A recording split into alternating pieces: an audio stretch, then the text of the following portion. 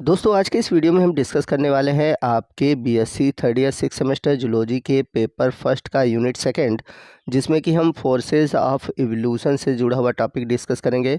और हमारा आज का टॉपिक है सिलेक्शन।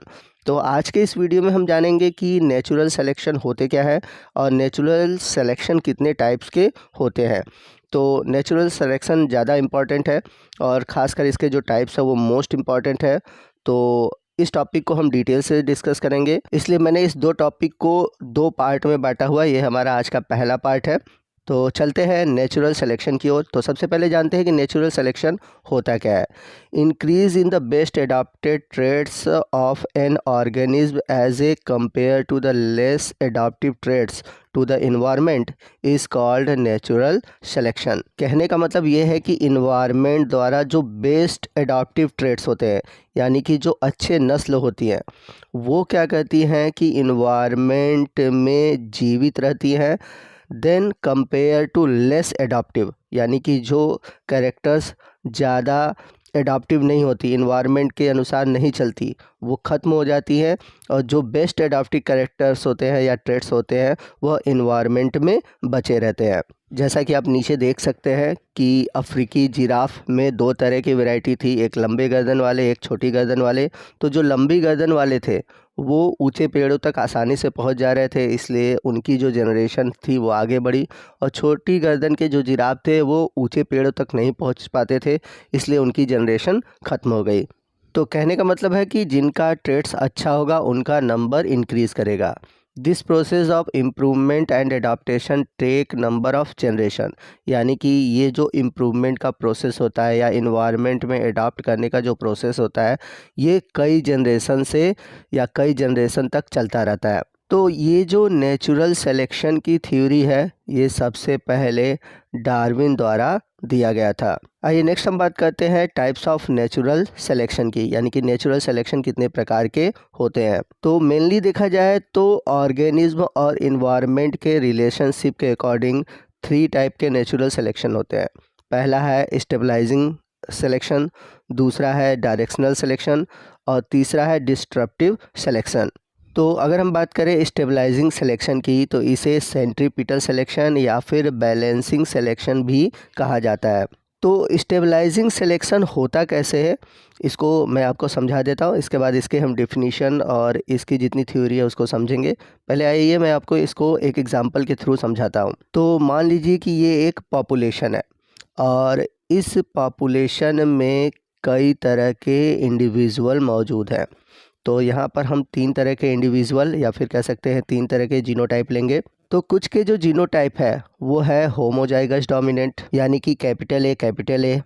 कुछ के जो जीनोटाइप है वो है हेट्रोजाइगस, यानी कि कैपिटल ए स्मॉल ए। और कुछ के जो जीनोटाइप है वो है होमोजाइगस रिसेसिव, यानी कि स्मॉल ए। अब कभी कभी होता क्या है कि इन्वायरमेंट कंडीशन के अंदर ये दोनों ही जो होमोजाइगस है ये अनफिट होते हैं। तो यहाँ पर जो होमोजाइगस डोमिनेंट है ये भी अनफिट है और जो होमोजाइगस रिसेसिव है ये भी अनफिट है, यानी कि दोनों ही इन्वायरमेंट के अकॉर्डिंग अनफिट है। लेकिन जो हेट्रोजाइगस है यह इन्वायरमेंट के अकॉर्डिंग फिट है। तो नेचर क्या करेगी, इस हेट्रोजाइगोट को सेलेक्ट करेगी और ये जो दोनों होमोजाइगस है ये दोनों ही एलिमिनेट हो जाते हैं। कैपिटल ए और स्मॉल ए ये इन्वायरमेंट द्वारा एलिमिनेट किए जाते हैं, यानी कि निकाल दिए जाते हैं। तो यहाँ पर मैंने आपको जो सिचुएशन बताया हुआ है इसके अकॉर्डिंग जो हेट्रोजाइगस है ये बेटर है, यानी कि एक प्रकार से ये ओवर डोमिनेंस है। तो ओवर डोमिनेंस क्या होता है, जब यह क्या होता है कि हेट्रोजाइगस होमोजाइगस दोनों होमोजाइगस से क्या हो, बेटर हो, तो उसे हम बोलते हैं ओवर डोमिनेंस। अब आइए इस कंडीशन के अकॉर्डिंग हम एग्जाम्पल को समझते हैं। तो यहाँ हम बात करते हैं साउथ अफ्रीकन पीपल्स की, यानी कि साउथ अफ्रीकन पॉपुलेशन की। तो इनके आबादी में कुछ लोग ऐसे हैं जिसमें कि हीमोग्लोबिन बनाने की जो बीटा चेन है वो नॉर्मल है। इसे हम रिप्रेजेंट कर रहे हैं एच बी एन से, यानी कि ये एक प्रकार से होमोजाइगस डोमिनेंट है। अब कुछ लोग ऐसे हैं जिनमें कि म्यूटेशन हो गया एक एलील में सिकल सेल एनीमिया का, इन्हें हम रिप्रेजेंट कर रहे हैं HbN HbS से, यानी कि ये हेट्रोजाइगस हो गए। और कुछ लोग ऐसे हैं जिनमें कि सिकल सेल एनीमिया डिजीज़ हो गई है, यानी कि ये एक प्रकार से होमोजाइगस रिसेसिव हैं, जिसे हम रिप्रेजेंट कर रहे हैं HbS HbS से। तो अब यहाँ होता क्या है, अब इस पॉपुलेशन में फैलता है मलेरिया। तो जो नॉर्मल है उनको मलेरिया हुआ और उनकी डेथ हो जाती है, ठीक है। यानी कि जो नॉर्मल पॉपुलेशन थे जिनको सिकल सेल एनीमिया नहीं हुआ था, उनको क्या हुआ, मलेरिया हुआ, उनको डेथ हो गई। और जिनको ऑलरेडी सिकल सेल एनीमिया हुआ था उनकी भी मौत हो गई। अब हम बात करते हैं हेट्रोजाइगस की। तो जो हेट्रोजाइगस थे, न तो इनको मलेरिया हुआ और न ही इन्हें हुआ सिकल सेल एनीमिया।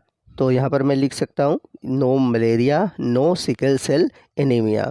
तो इस तरह से ये सरवाइव करते हैं और हम इस तरह से कह सकते हैं कि नेचर ने इसे एडॉप्ट कर लिया, या फिर हम ये भी कह सकते हैं कि नेचर ने इन्हें सेलेक्ट कर लिया। तो यहाँ पर आप देख सकते हैं कि जो नेचर ने हीमोग्लोबिन की नॉर्मल कॉपी है इसको भी सेलेक्ट कर लिया, और जो सिकल सेल एनीमिया वाली कॉपी है इसको भी सेलेक्ट कर लिया। यानी कि ये एक तरह से देख सकते हैं कि हेट्रोजाइगस कंडीशन है, यानी कि capital A small a condition है। अब यदि नेचर अगर केवल होमोजाइगस डोमिनेंट को सेलेक्ट करती तो जो होमोजाइगस रिसेसिव है वो हमेशा के लिए ख़त्म हो जाते हैं, और यदि नेचर स्मॉल a को सेलेक्ट करती तो पॉपुलेशन में जो कैपिटल A यानी कि जो होमोजाइगस डोमिनेंट थे वो हमेशा के लिए ख़त्म हो जाते हैं। तो नेचर ने यहाँ पर क्या किया कि बैलेंस बना कर रखा। इसने क्या किया कि दोनों ही तरीक़ों से जो एलील्स थे उनको बनाए रखा, यानी कि कैपिटल A स्मॉल a दोनों को बनाए रखा है। इसलिए इसे हम बैलेंसिंग सेलेक्शन भी कहते हैं। तो यहाँ पर both alleles are selected in the form of heterozygous condition. अब बात आती है कि इसे स्टेबलाइजिंग सिलेक्शन क्यों कहते हैं। इसे स्टेबलाइजिंग सिलेक्शन इसलिए कहते हैं क्योंकि जो यहाँ पर इंटरमीडिएट थे, यानी कि जो हेट्रोजाइगस थे, वो स्टेबलाइज हो जाते हैं। आइए इसे हम ग्राफ के थ्रू समझते हैं। तो जब आप किसी पॉपुलेशन में इंटरमीडिएट को देखेंगे तो उसका जो नंबर होता है हमेशा मैक्सिमम होता है। तो कैसे मैक्सिमम होता है समझते हैं। तो यहाँ पर हम ग्राफ में ले लेते हैं फ्रीक्वेंसी। तो फ्रीक्वेंसी का मतलब यहाँ पर है नंबर ऑफ़ इंडिविजुअल, और नीचे की ओर हम ले लेते हैं इंडिविजुअल, होमोजाइगस, हेट्रोजाइगस और होमोजाइगस रिसेसिव।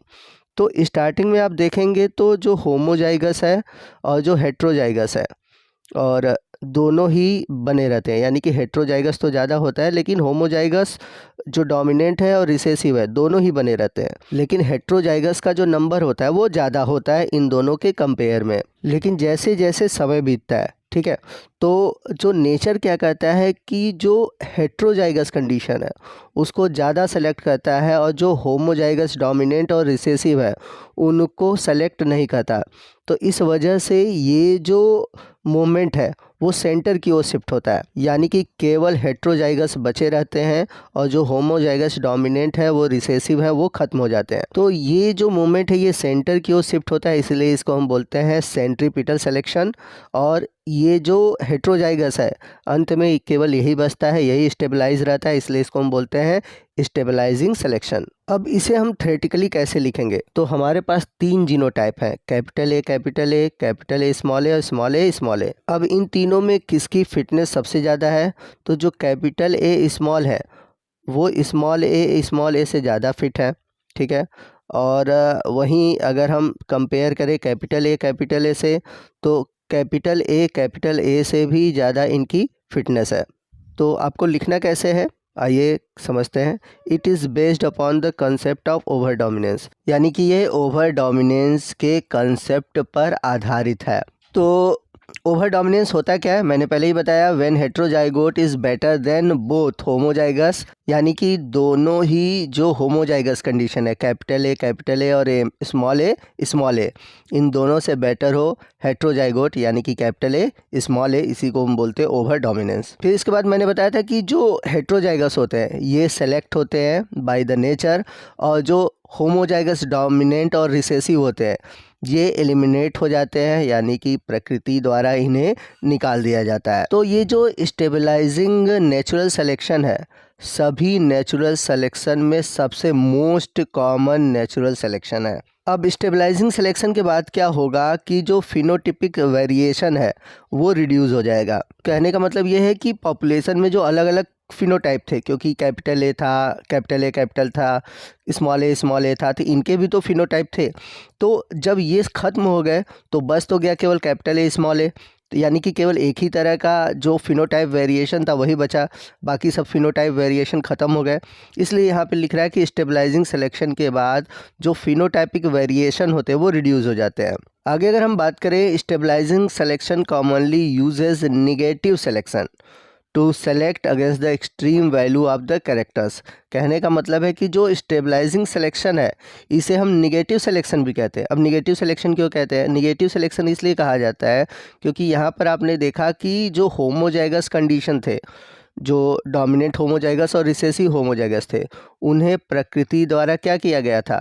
एलिमिनेट कर दिया गया था, हटा दिया गया था। जैसा कि साउथ अफ्रीकन पॉपुलेशन में आपने देखा कि जो नॉर्मल हीमोग्लोबिन है, ये देखा जाए तो सबसे अच्छा पॉपुलेशन है, लेकिन जो नेचर था इसने इसे क्या किया था? रिजेक्ट कर दिया था और सेलेक्ट क्या किया था? इससे थोड़ा ख़राब, यानी कि उसमें आपने नॉर्मल और जो सिकल सेल दोनों ही वेरिएशन देख रहे थे।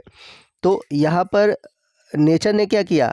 निगेटिव सिलेक्शन किया। और लास्ट पॉइंट है, stabilising selections causes the narrowing the phenotype seen in a population. तो जैसा कि मैंने पीछे आपको ग्राफ में बताया था कि स्टार्टिंग में जो था, जो इंटरमीडिएट थे, उनकी पॉपुलेशन दोनों के कंपेयर में ज़्यादा थी, लेकिन जैसे जैसे नेचुरल सिलेक्शन हुआ तो जो हेट्रोजाइगस थे, यानी कि जो इंटरमीडिएट थे, इनमें वृद्धि हुई। बाकी दोनों जो होमोजाइगस थे वो ख़त्म हो गए।